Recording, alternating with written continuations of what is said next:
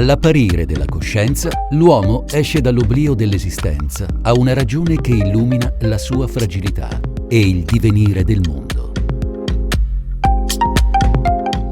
I frammenti della memoria si compongono in immagini che corrono nei muri e nelle superfici pavimentali delle città, di Sumer e dell'Egitto, delle coste greche, italiche e nordafricane, fino alle lagune di Aquileia, metropoli cosmopolita posta ai confini del mondo.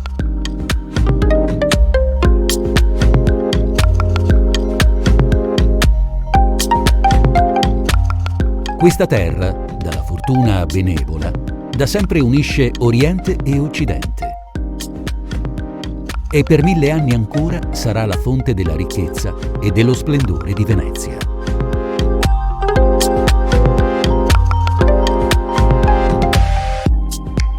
Negli edifici sacri di questa città incantata, le pitture di un Pordenone nomade del Rinascimento si affiancano agli smalti dorati di San Marco, posati dalla maestria di genti arrivate dalle terre tra i fiumi Cellina, Meduna, Tagliamento.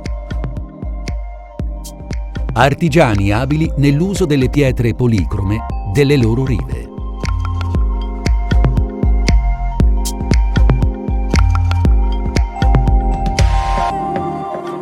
Nei registri della cinquecentesca confraternita dei terrazzieri veneziani troviamo nomi che vengono da Arba e da Sequals: Foscato, Corovato, Pellarin, Avon e poi Facchina, Carnera, Odorico. Intere dinastie di famiglie friulane lavorano su queste pitture di pietra, lungo le molte generazioni che vivono la buona sorte di Venezia. Nomi che compaiono anche negli atti contrattuali del Seicento e del Settecento.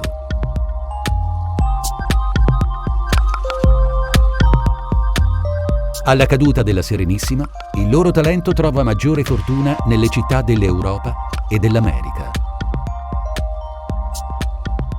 Gli Odorico e i Carnera mostrano le abilità pavimentali in molti luoghi della Danimarca e nella magnificenza della Pinacoteca di Carlsberg. A Budapest, la famiglia Cancian di Tauriano decora il Palazzo Imperiale.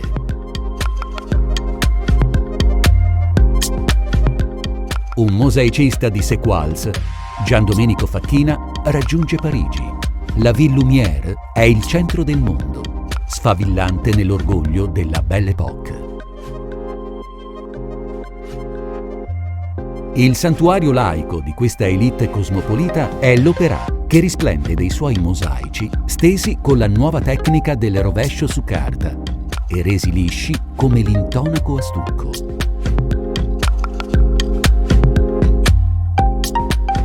Li compone anche per le basiliche del Sacro Cuore a Montmartre e a Lourdes.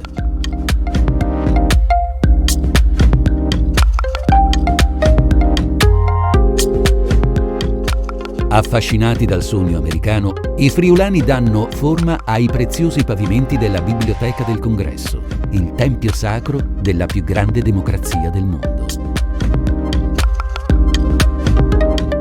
E nel nuovo Ground Zero, sopra le rovine delle Torri Gemelle, le loro mani materializzano il lampo fatale dell'11 settembre. I nuovi canoni estetici e le tecnologie costruttive in cemento riducono lentamente le decorazioni fino alla loro scomparsa nel dominante razionalismo. La dissoluzione delle forme ornamentali nel mosaico assomiglia a una farfalla che lascia la crisalide. Libera la sua anima ancestrale in una simbiosi con l'arte moderna, avvolta nel caos creativo della ricerca di se stessa.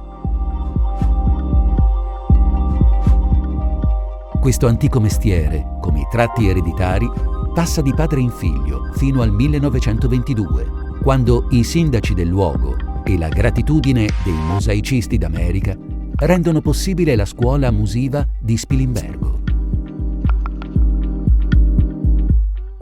Concepita dal primo direttore, Antonio Sussi, come unione fra l'antica tecnica, la conoscenza dei canoni culturali dell'opera artistica e le abilità necessarie a trasformare l'allievo in imprenditore di se stesso, questo centro di competenze molteplici, dall'antichità alle nuove forme tridimensionali, aperto a collaborazioni con artisti di fama, sarà artefice, pochi anni dopo, di una resuscitata classicità nel più grande mosaico del Novecento, il Foro Italico a Roma.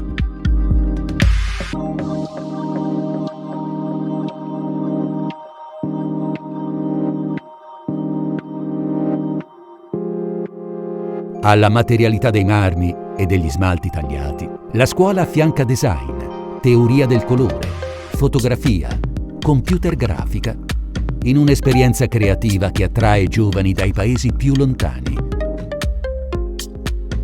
E l'incanto delle sue opere rende ogni giorno più bello il mondo.